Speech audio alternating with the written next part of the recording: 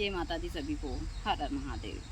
मुझसे कुछ भक्तों ने पूछा था कि माता जी एक भैरवी क्या होती है और भैरवी साधना क्या होती है। हमको इसके बारे में थोड़ी सी चीज़ें बताइए, क्योंकि हमने बहुत सारे लोगों से गलत चीज़ें सुनी है, बहुत सारी चीज़ें हैं। तो मैं हमेशा बताती हूँ कि जो एक भैरवी होती है वह शक्ति स्वरूपा होती है, और भैरवी भैरव की सहायक होती है। लेकिन यदि भैरवी साधना की आपने दीक्षा नहीं ली है या भैरव की दीक्षा नहीं ली है और आप इस साधना में आगे बढ़ते हैं, तो आपको कभी भी इसमें सफलता नहीं मिलेगी। एक भैरवी को और एक भैरव को दोनों को साथ में मिलकर दीक्षा लेनी होती है।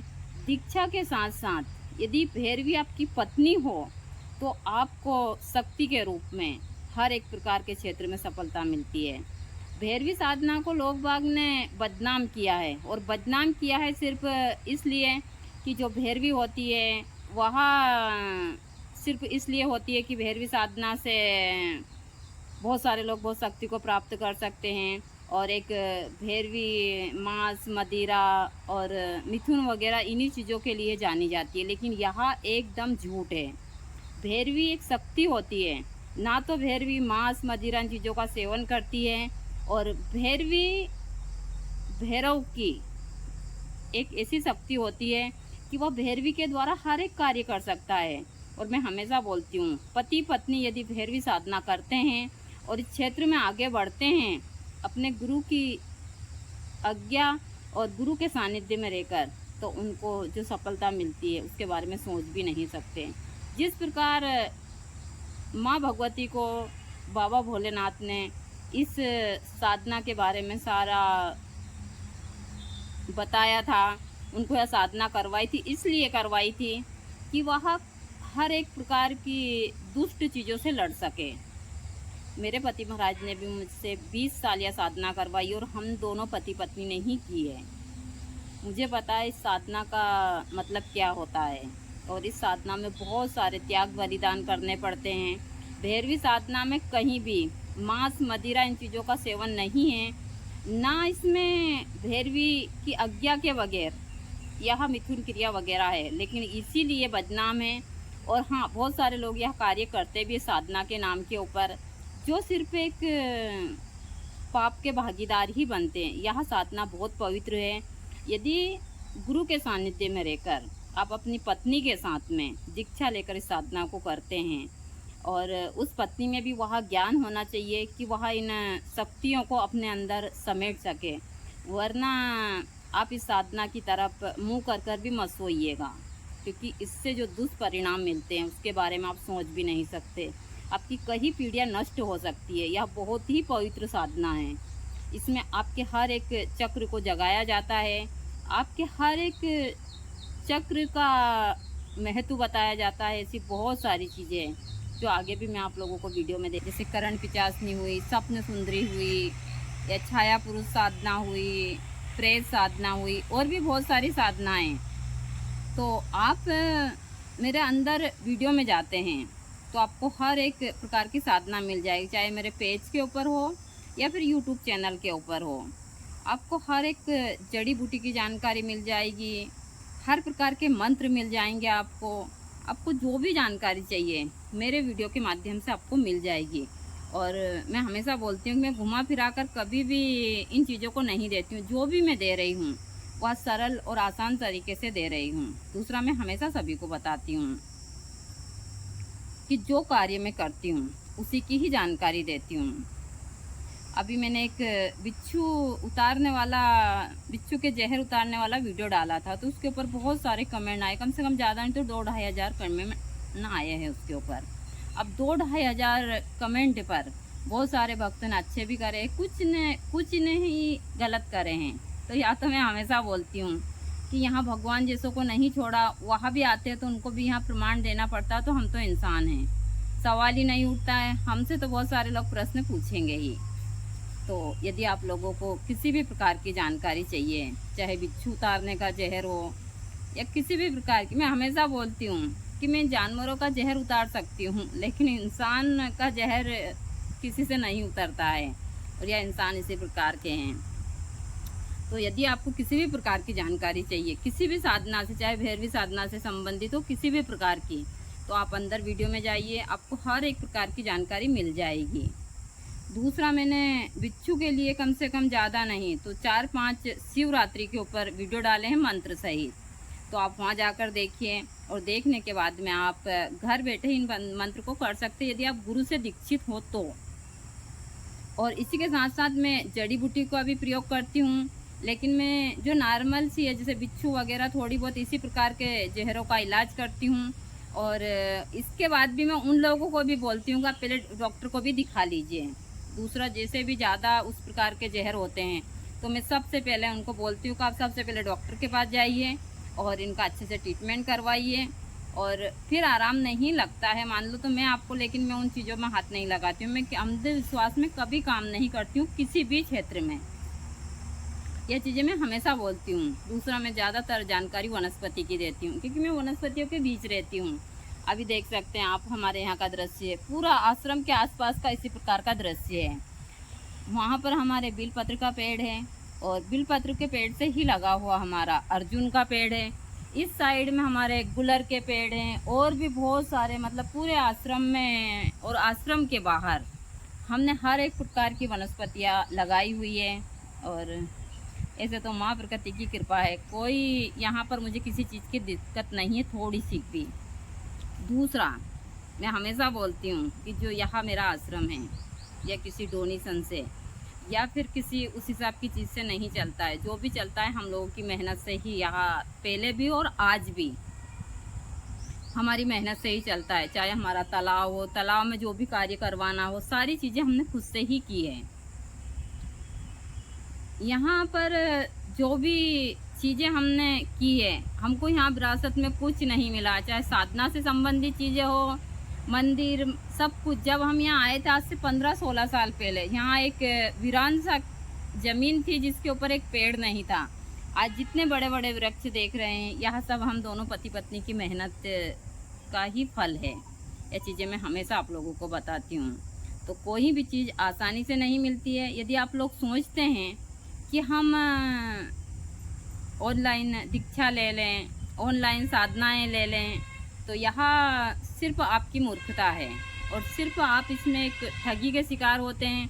उन तांत्रिकों की या फिर उन बाबाओं की, उन बैठक करने वालों की गलती नहीं होती है, यह आप लोगों की गलती है, जो आप लोग लालच में आकर इस प्रकार के कार्य करते हैं।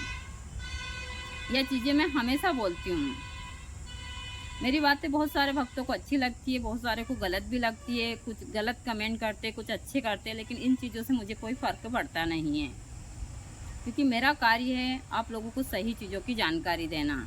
मैं तंत्र में हर एक प्रकार की जड़ी बूटियों की, और मैं अंधविश्वास किसी भी क्षेत्र में नहीं फैलाती हूँ। मैं जैसा हमेशा बोलती हूँ कि मैं बलि पूजा के सख्त खिलाफ हूँ, तो सख्त खिलाफ हूँ, चाहे कुछ भी हो जाए।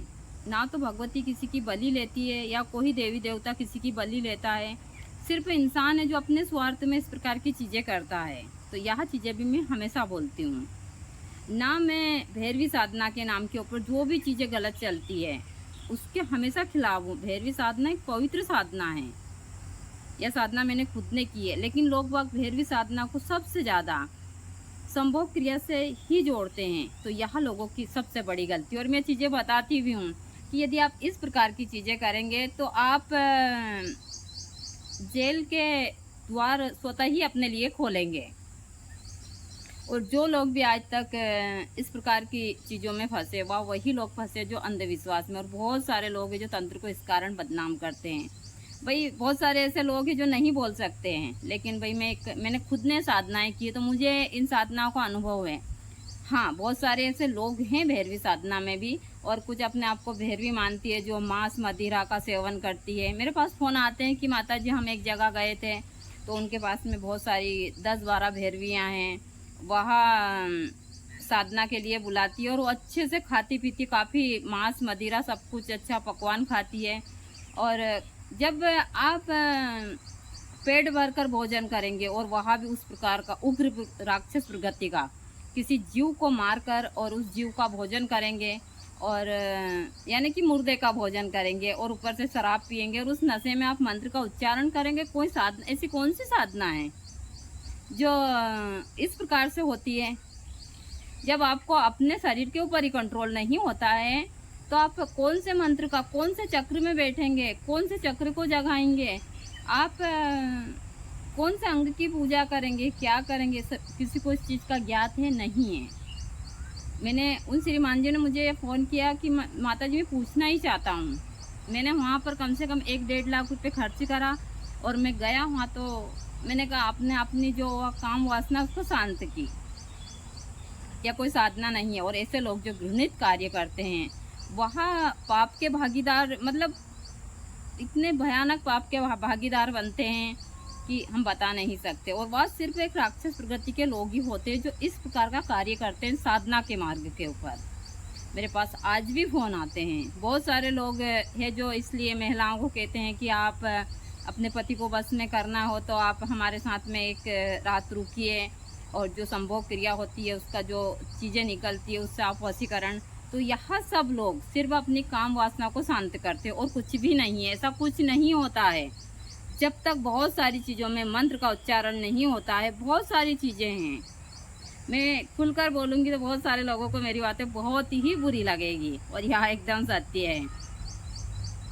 देखिए, मैं हमेशा बोलती हूँ, मैंने जिस प्रकार तंत्र पर काम की मैं साधारण तरीके से जानकारी देती हूँ। यदि मैं चाहूँ तो मैं खुद भी करोड़ों रुपया आज कमा सकती हूँ, लेकिन मुझे पता है कि ये पैसे मैं ऊपर लेकर जाने वाली नहीं हूँ।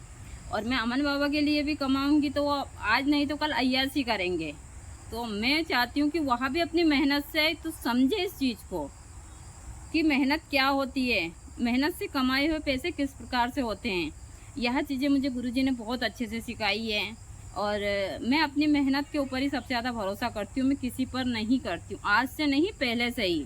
मैं हमेशा बोलती हूँ कि यदि मेरी ज़रूरत 100 रुपये की है तो मैं 25 रुपये क्या 5 रुपये खर्चे करना पसंद करूँगी। हमारे यहाँ पर इस समय के ऊपर इतने सारे जानवर है, बहुत ज़्यादा, क्योंकि जो बारिश के कारण सारी चीज़ें बेकार हो चुकी है। मई के महीने में इस प्रकार का दृश्य है, आप देख सकते हैं, बिल्कुल हरा हरा, जैसा लग रहा है कि सावन मास चल रहा हो। क्योंकि कम से कम ज़्यादा नहीं तो यहाँ पर 15 दिन से लगातार बारिश हो रही है। रात को भी बूंदाबांदी हुई थी, ज़्यादा तो नहीं हुई। और अभी भी, और छोटे छोटे से यहाँ हमारे यहाँ इतना हरा है तो छोटे छोटे से मच्छर भी है यहाँ पर। तो जो मैंने आप लोगों को बात बताई वह बात आपकी समझ में आई होगी। तो ना तो कोई भैरवी साधना में ऐसी चीज़ होती है, यदि आप भैरवी साधना करते हैं।